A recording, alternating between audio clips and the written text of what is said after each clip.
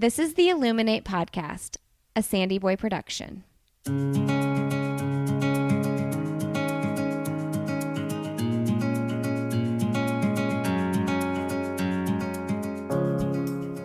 Each week on the Illuminate podcast, the hosts will bring you insightful conversations and stories of people who are illuminating their own lives through their business, work, community, family, and world.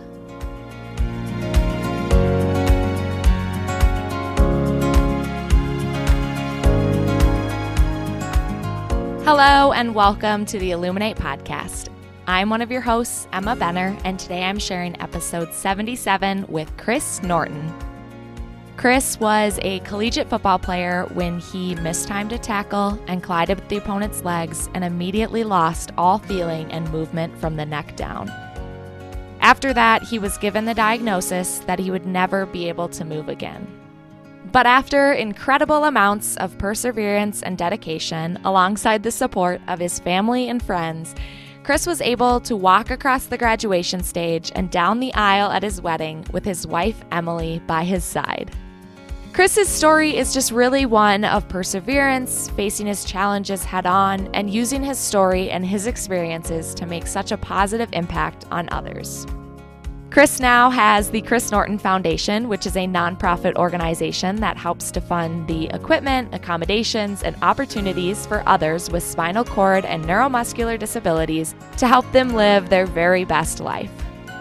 He also puts on the Chris Norton Foundation Wheelchair Camp, where they provide a cost-free camp for youth and families with physical challenges to help them overcome their obstacles and discover all of their abilities. On top of that, Chris and his wife Emily are foster and adoptive parents. They really do it all over there in the Norton household. It was just such a joy to talk with Chris and to hear all that he is doing in the world to change the lives of so many, and to hear his perspective and the positivity that he brings to everything that he does, even though he was faced with incredible hardships. All right, I am so excited to bring you my conversation with Chris, but before we get started, I do want to share about the company Finley's. Finley's was founded by two former special education teachers, Angie and Kyle Gallus, and I was lucky enough to have them on the podcast a couple weeks back on episode 74. So you can go back and hear more of their story and all of the incredible work that they are doing. But Finley's is a pet treat company, and they make their pet treats with just a few all-natural ingredients. And the best part of it is that they give 50% of their profits to initiatives that provide employment training, accessibility, health and wellness, and advocacy platforms for people with disabilities. You should go check them out, and if you find something that you love on their website at getfinleys.com, make sure you use code Illuminate20 to get 20% off your order. All right, let's get started with my conversation with Chris Norton.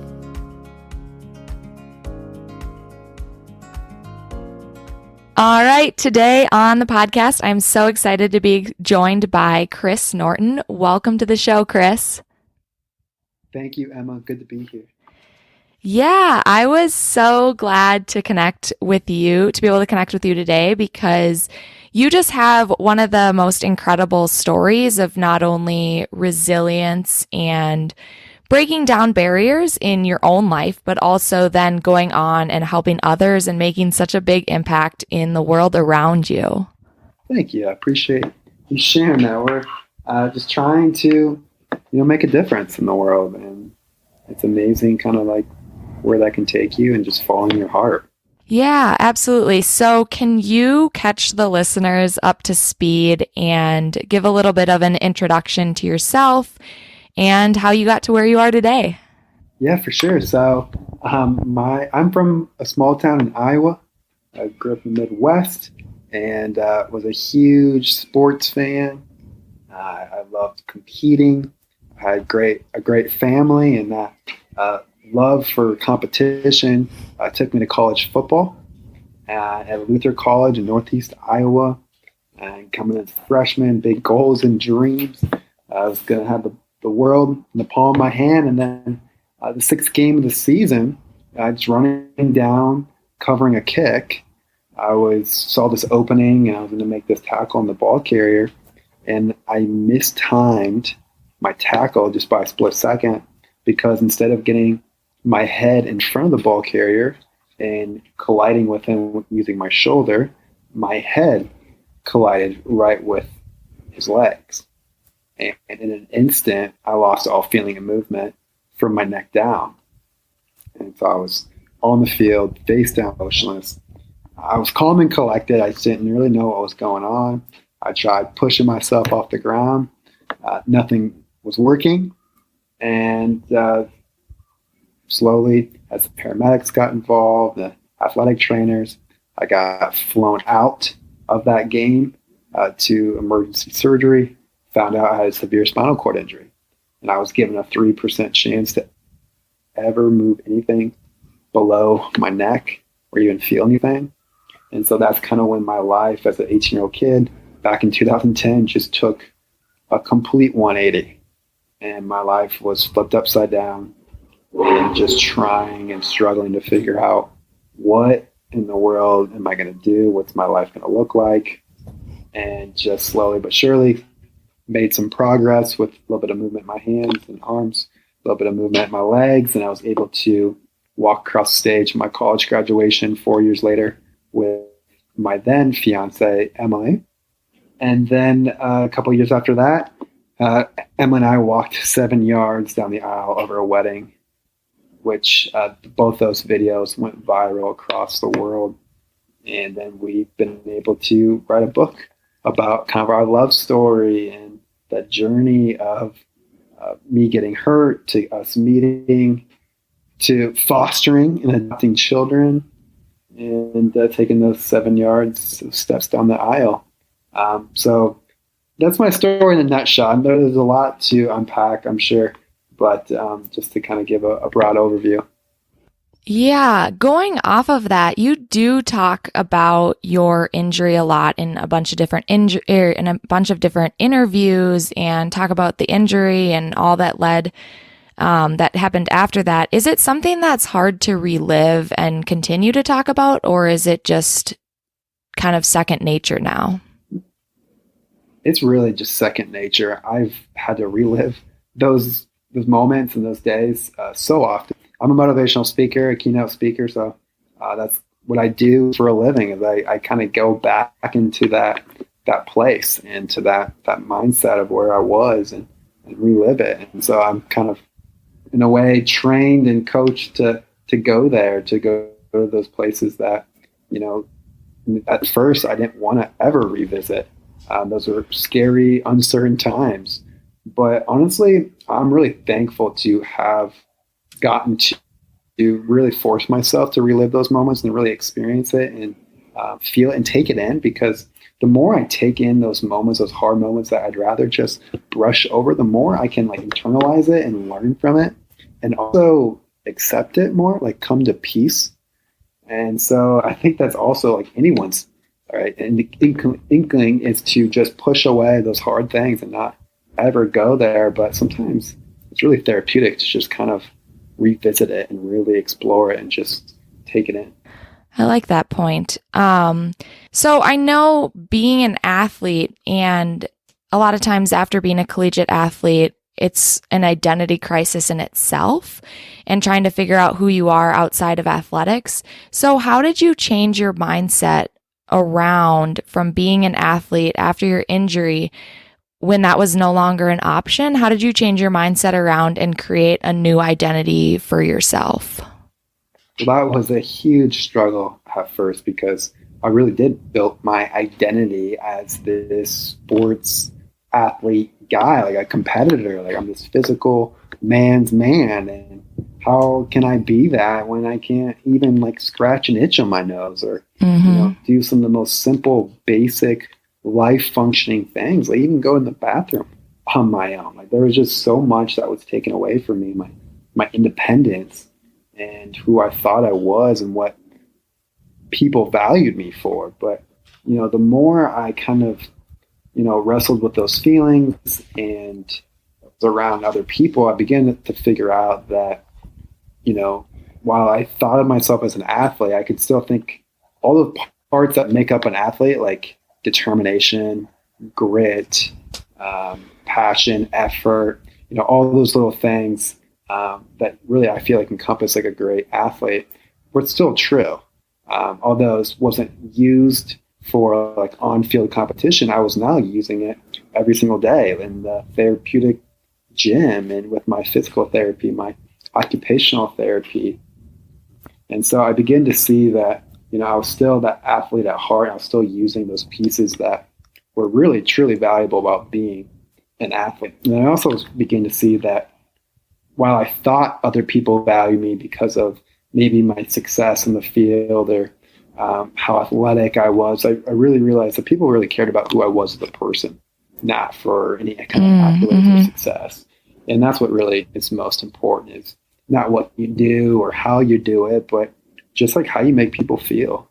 Do you make people feel valued and cared about, and do you lift them up and bring them up? And so that's what I really began to focus on, is like, how can I be like a life giver instead of like a taker? Like, how can I really, bring joy to the world? And then I also began to see how that athlete mentality was really, given a light on even more so, because, I was injured. My parents were blogging about my experience. So was my sister, and people, like thousands of people, began to follow my journey because they were amazed by, my determination, and they thought of me as an inspiration. I never thought of myself as an inspiration. I was just trying to get my life back. I was trying to get better. But when I was putting those things on display, it was inspiring other people to overcome their own challenges. So it gave me a sense of purpose too, that really revitalized my life and gave me another direction. Is like, how can I live a life that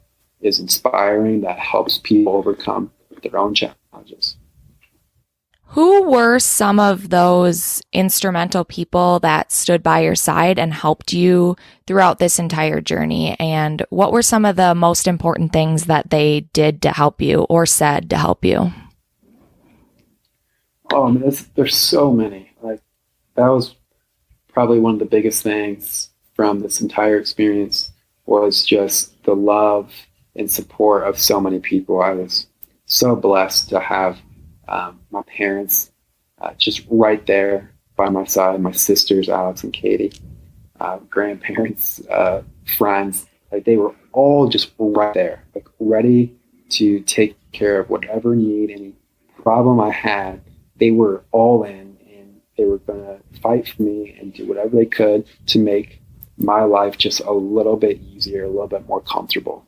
So seeing their sacrifices was definitely something really special. But one, in particular, like my parents, I took like a leave from work. My dad stayed in the hospital. He slept on a cot. Like, cots are not comfortable at all. He slept on that thing for months, right next to my hospital bed. And he coached me my whole life. Like, he was always like pushing me to be my best, and someone I always looked up to, and coached me in all my different sporting events and leagues.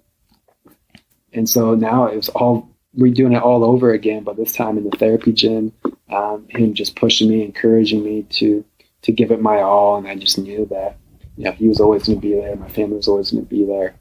But then outside of, family, something that was really special to me was having my friends come and visit me. Like, I got really lonely in the hospital while I was really had a great support with my family.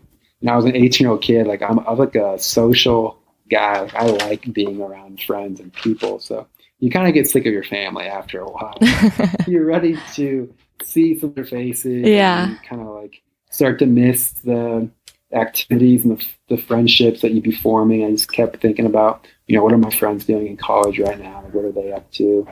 As I'm, watching a movie with my parents. But they would make every effort to come and visit me. They even stayed over a couple times. And one night in particular was really fun. We snuck out of my room. They got into wheelchairs, and we explored like the corridors and like these underground tunnels and walkways of Mayo Clinic. Mayo Clinic is like massive, and they have like this really cool underground system. So that was kind of fun, sneaking out with them, all in a wheelchair. And wheeling around until security had to escort us back to our rooms. But that was just like a night I'll never forget. But just doing little things like that, and my friends were just like always there to just pick me up and just make me feel welcomed. How long were you in the hospital in total? I was inpatient, like in the hospital for 3 months, but I did 4 months outpatient where I stayed at the Ronald McDonald House right next to the hospital. So Mayo Clinic is about 3 hours from my home and about an hour and a half from my college. So I wanted to receive the therapy and the care. I wanted to receive the same occupational therapists, the physical therapists, the doctors. So that's why I stayed an extra 4 months in the Mayo Clinic area in Rochester, Minnesota, so I can have those services. Oh, okay.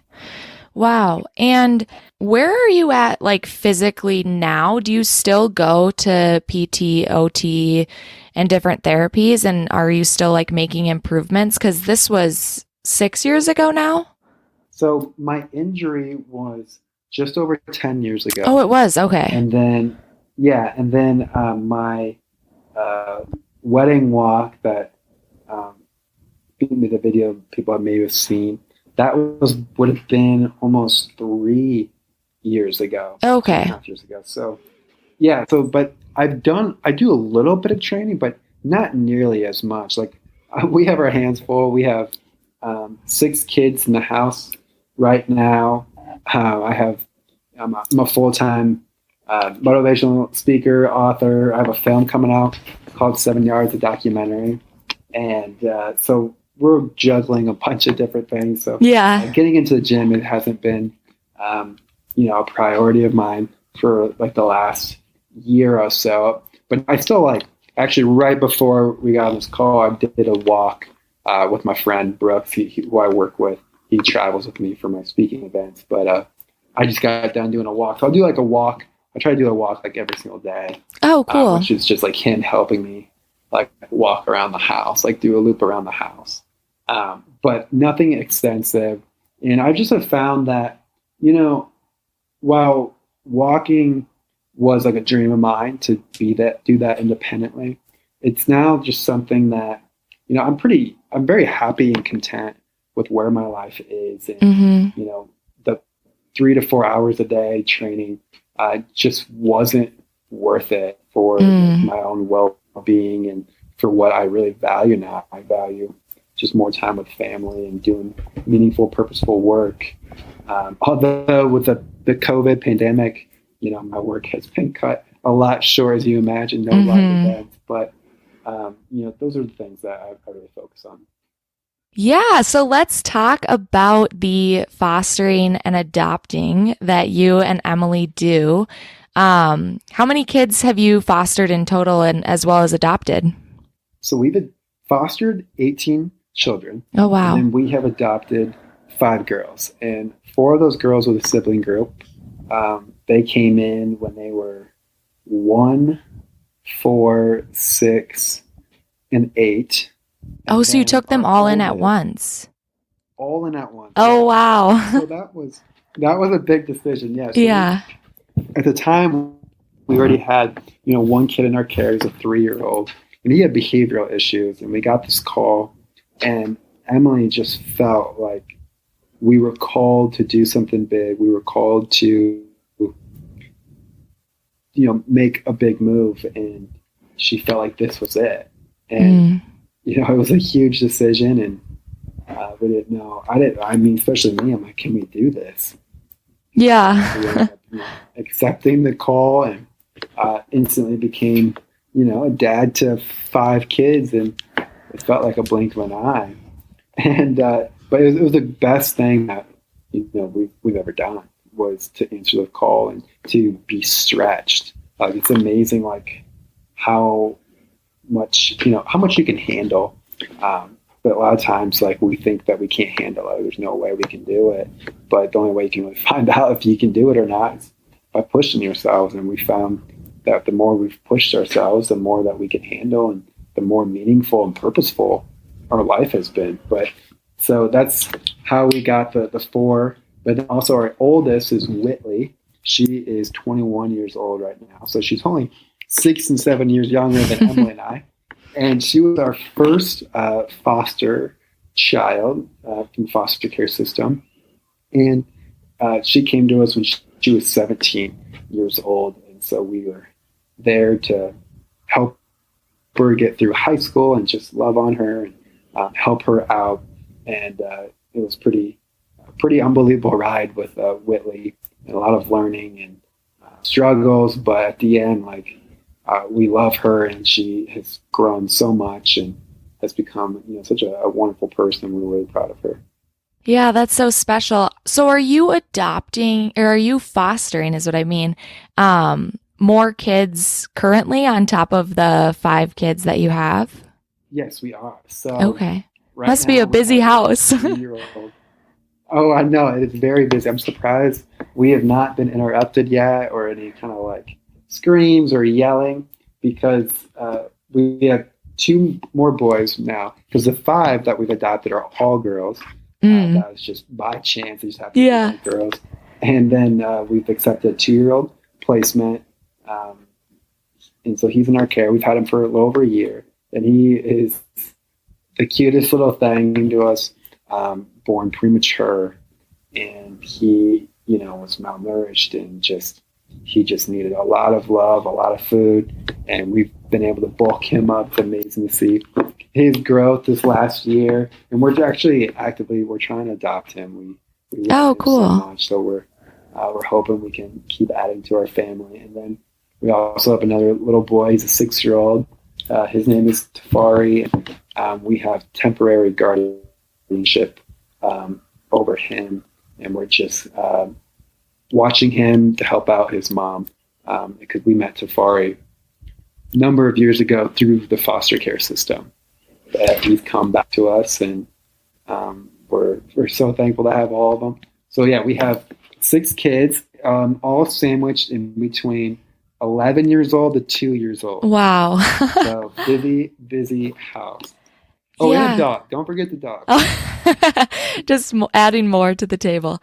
What is the difference between fostering and temporary guardianship?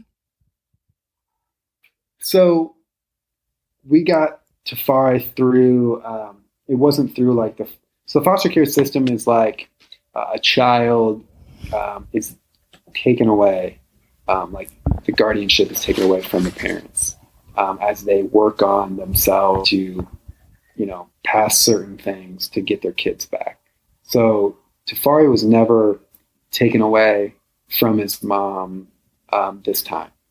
She just needed some help, and we've stayed in touch with her family and just asked us if we could take him in and just, have him live here and be one of our own until she felt like she could take him back. So that's how it's a little bit different. So he was never taken away. This is not through a system or agency or anything like that. This is just, watching over somebody.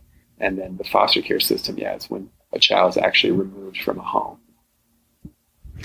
Okay. Yeah, for sure. So how did you and Emily first get into adoption and fostering, and where did your heart for that come from?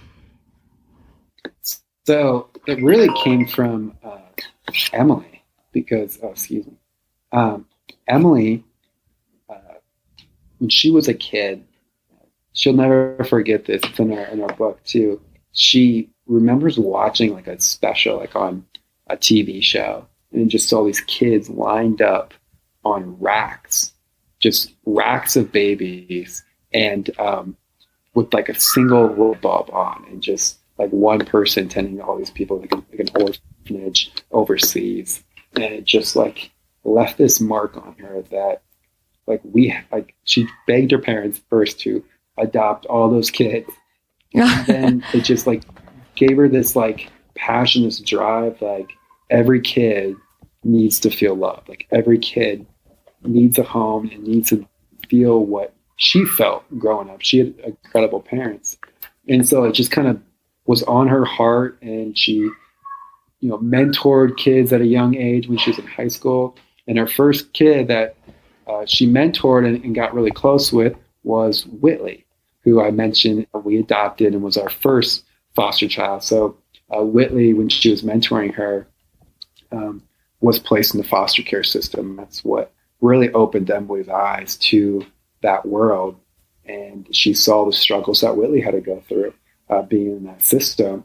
And so it just was something that she always knew she was going to do. She was going to foster and she was going to adopt. And she told me that, like, that was a deal breaker for her. Like, Chris, like, if you're going to be with me and we're going to get married, like, we are going to foster and to adopt. And I was totally on board. I had no idea it was going to be before we got married. That was not part of the plan, but that's okay.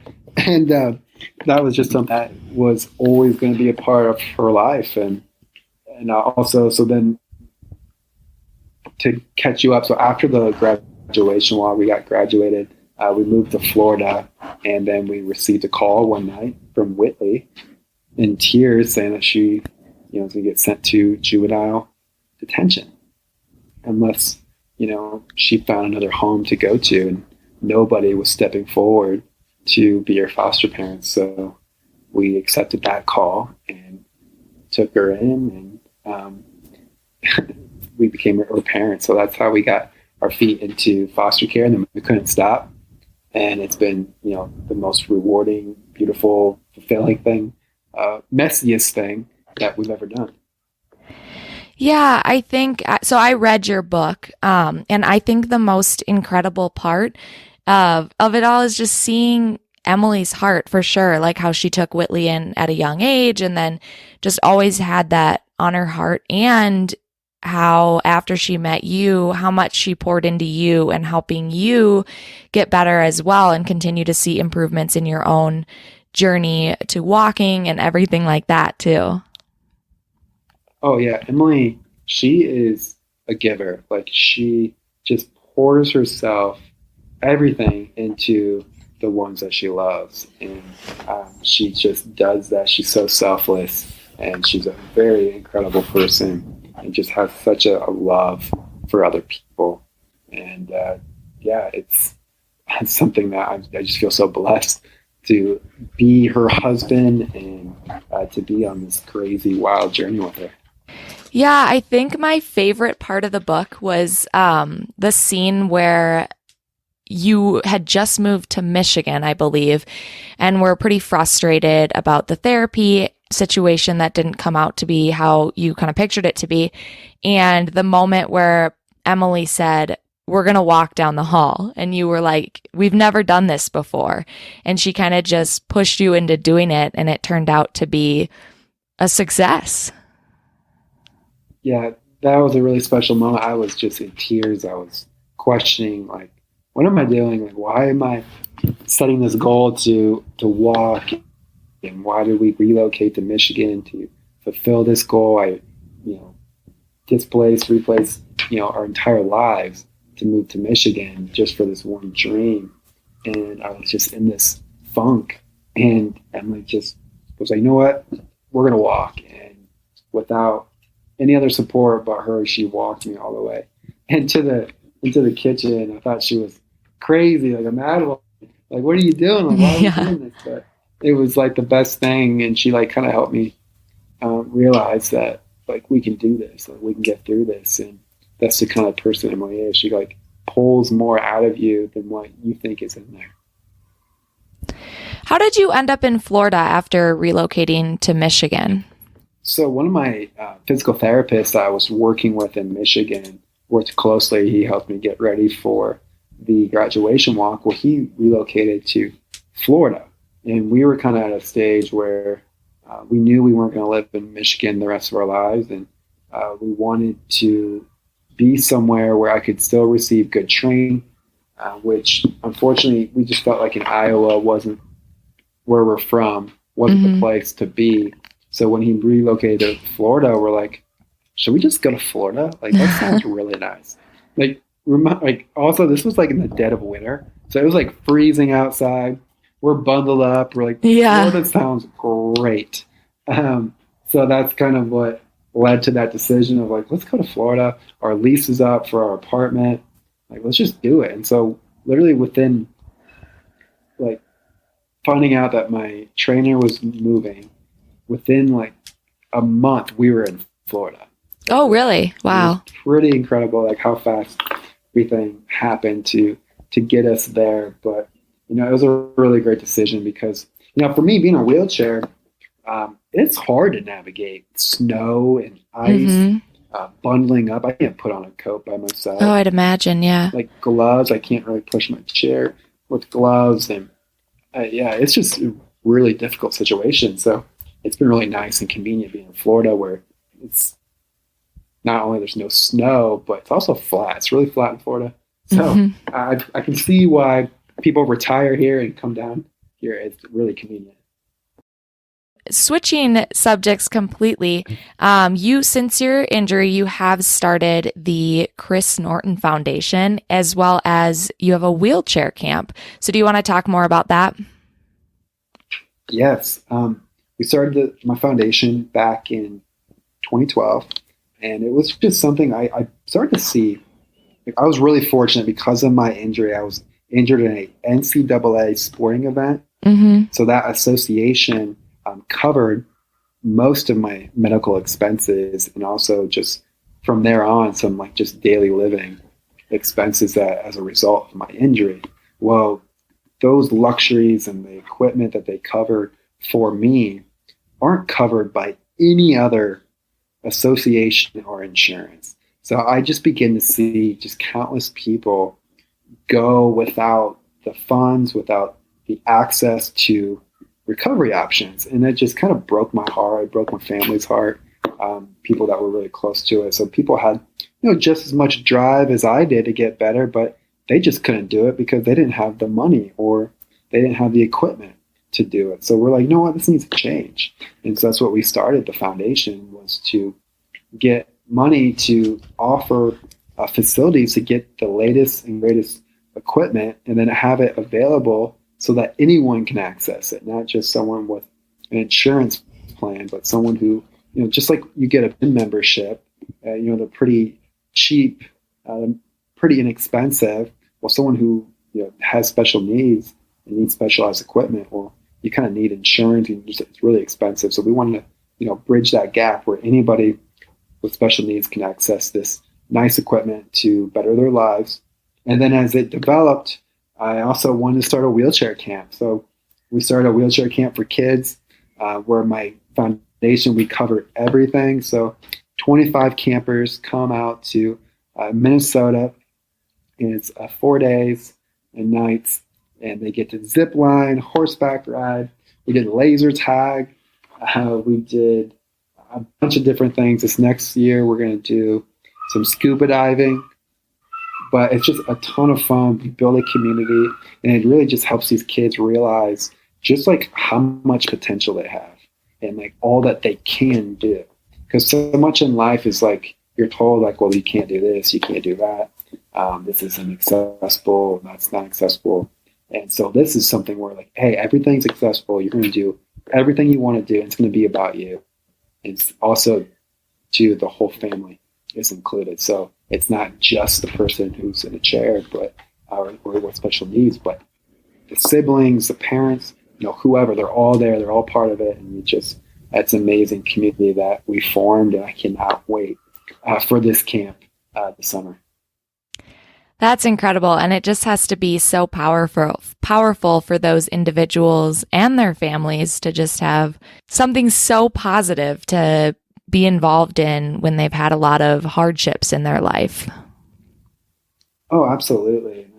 It's just a great, you just build these such strong ties, that different parents form a community, they get connected, the siblings get connected, they can kind of relate to each other. People who are in chairs with special needs form a community, and it's so empowering and so encouraging.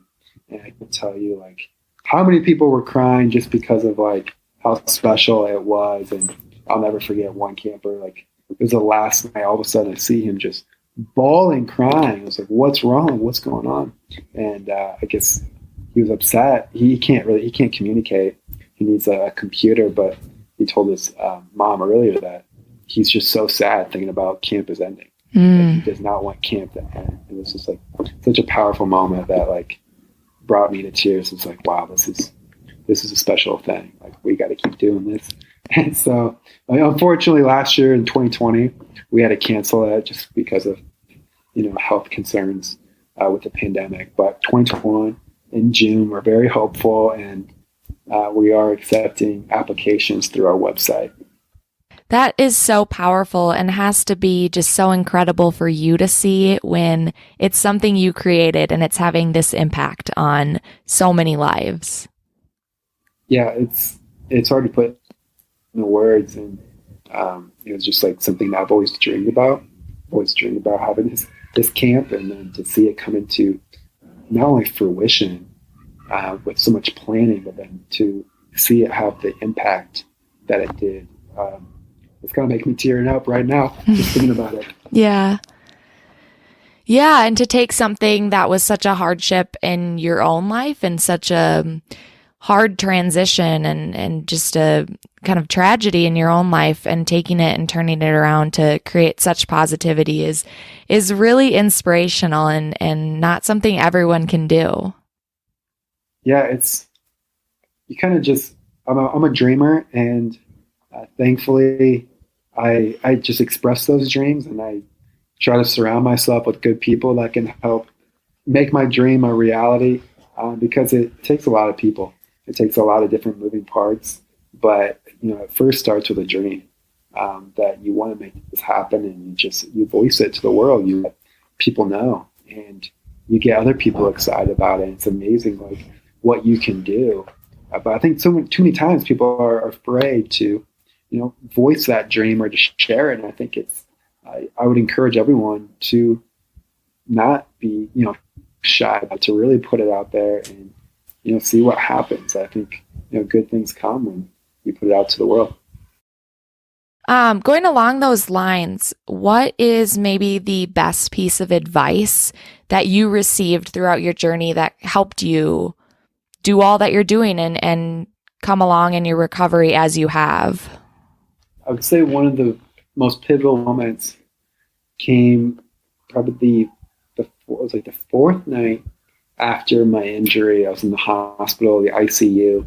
It's late at night, it's dark, lonely. I'm just in my head, just thinking about the future. What's my future going to look like? Will I, ever get married? Will I ever go back to college? And will I ever be happy and live a good life? And this physician comes in to check my vitals. And it's pretty standard for someone to come in and check my vitals every 2 hours to make sure everything's okay. But then they check it, they leave. Well, this physician does something different. She comes over to my bedside. She gets down on one knee and she says, "Chris, look me in the eyes." And she was kind of mean about it. And she's got this reddish hair, glasses, and she's got this voice that sounds like she came straight out of a Western movie. And she says, "My name is Georgia. I'm from Wyoming. Do you know anyone from Wyoming?"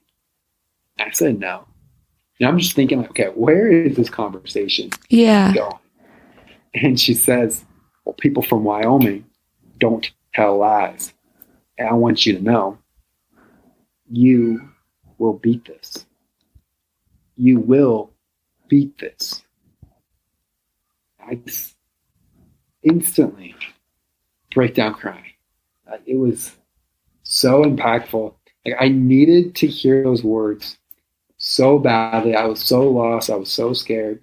And to hear this physician, this angel, just like come in out of nowhere and just speak life over me and to encourage me was just like the exact thing I needed in that moment. And the thing about Dr. Georgia was that she didn't just say, like, "Chris, you can beat this." She said, "You will beat this." And I believed her. And, after that moment, I just took all that faith and inspiration that she just got poured to me. And I poured it out onto my physical therapy, my occupational therapy. That kind of really set me on fire to keep going, because I was questioning, is this worth it? Like, is all my time, my effort, Like, is it really worth pursuing this life and living this life? Like, do I just give up? Do I just, fold? And in that moment, she told me, no, like, you got to keep going. And I guess I haven't stopped going since. That's such an incredible story and really just speaks to the power that some of the most simple things that you can say to people can have the most profound impact. Is this someone, are you still in contact with her? I'm not still in contact with her. It's someone that I would love to get back into contact with. I did see her a couple years after that moment because it did feel like she came into my life and she was gone, like Angel. But I did see her at this health conference, and I made sure to go over there and tell her, like, I'll never forget the night that you came in my room and you told me you will beat this. And those words had such a lasting impact on me. So that was, a few years after she told me that, which now would have been, 8 years ago. And so she has probably no idea how many times I've told that story to other people. Yeah. It was that impactful. And I just want everybody to be like a Dr. George, like be that person who's going to encourage people and that, someone who's going to, bring them down and to take away their life and their motivation, but to speak life into people and just really encourage them to be kind. Like, you just never know what someone else is going through. Like, everyone goes through something. Like, we're all facing our own battles. And the more you can recognize and understand, no matter what someone looks like, what they do, that they have their own struggles, and you can treat them with love and kindness, that this world would be such a better place. So true. So true. Yeah. Wow. That is like the coolest story and just so impactful. I hope she listens to all your interviews and hears that she made that big of an impact. So what's next? What do you have that's exciting coming out? I know you mentioned the film, but you always seem to be working on so many different projects and different incredible things that you're putting together. So what's coming up? Yeah, right now I'm super excited for the film. It's coming out in February 2021. I'm not sure when this podcast is dropping, but that's going to be on streaming platforms.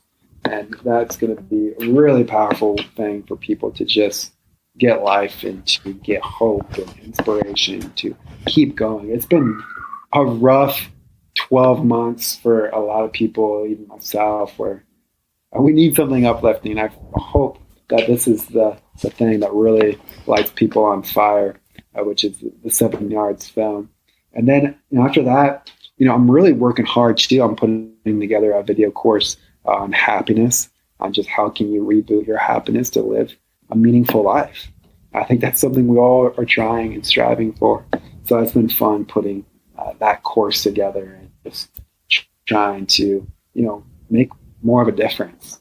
And then, of course, I'm always working on my virtual presentations, and hopefully around the corner we'll have some live presentations. For real. Right.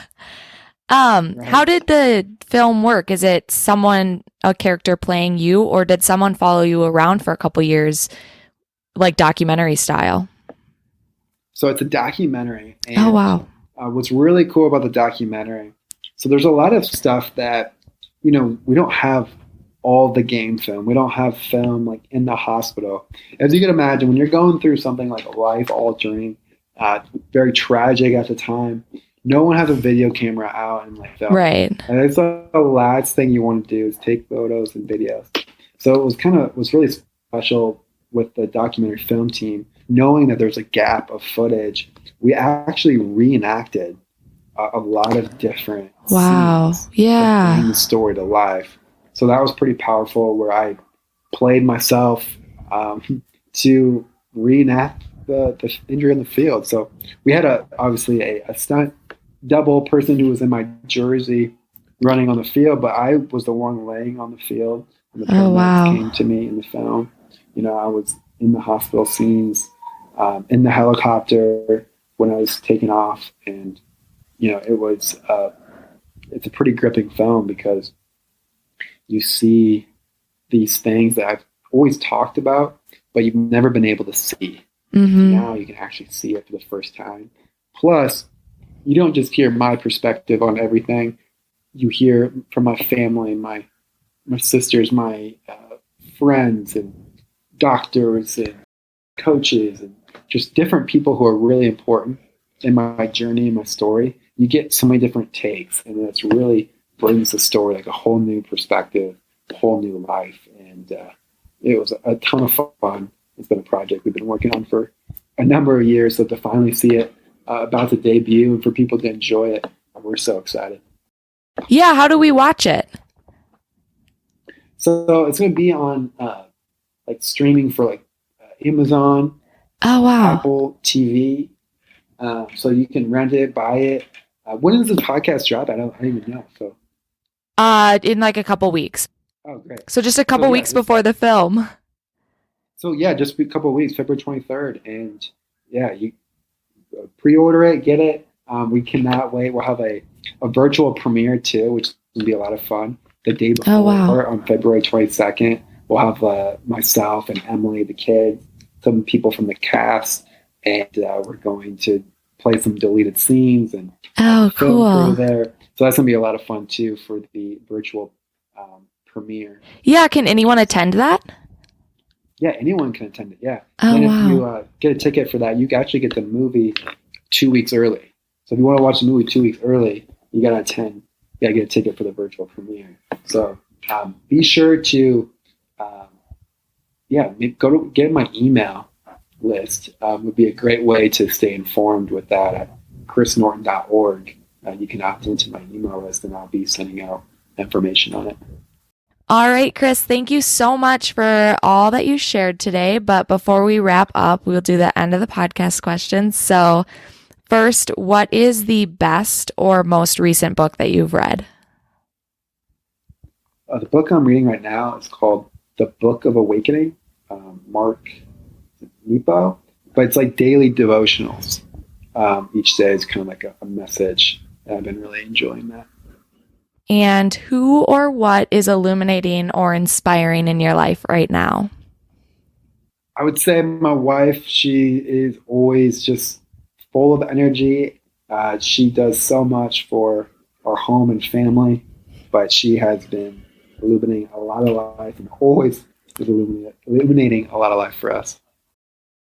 I love that. And what is an organization that you would like to illuminate?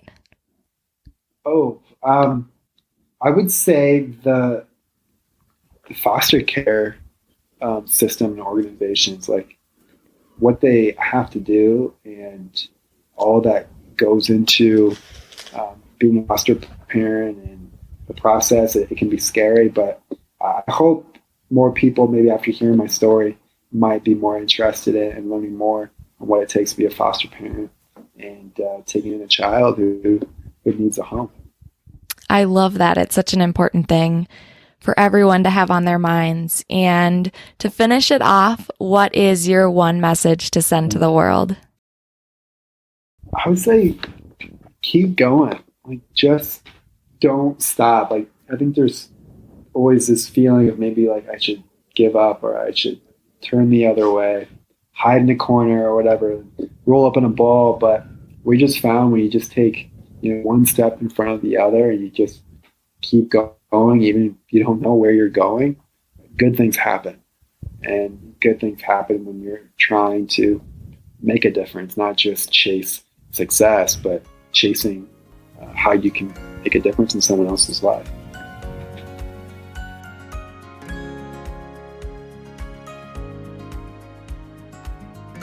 All right, everyone. I hope you enjoyed my conversation with Chris Norton. And if you want to continue to follow along with all that he's doing with his foundation, wheelchair camp, the film coming up, and just everything that he does, you can find him at chrisnorton.org or on Instagram at chrisanorton16. And we would love to hear from you and hear how you are enjoying the podcast. So if you want to give us a follow over on Twitter at Illuminate_pod or on Instagram at the Illuminate Podcast, and let us know your thoughts on the recent episodes.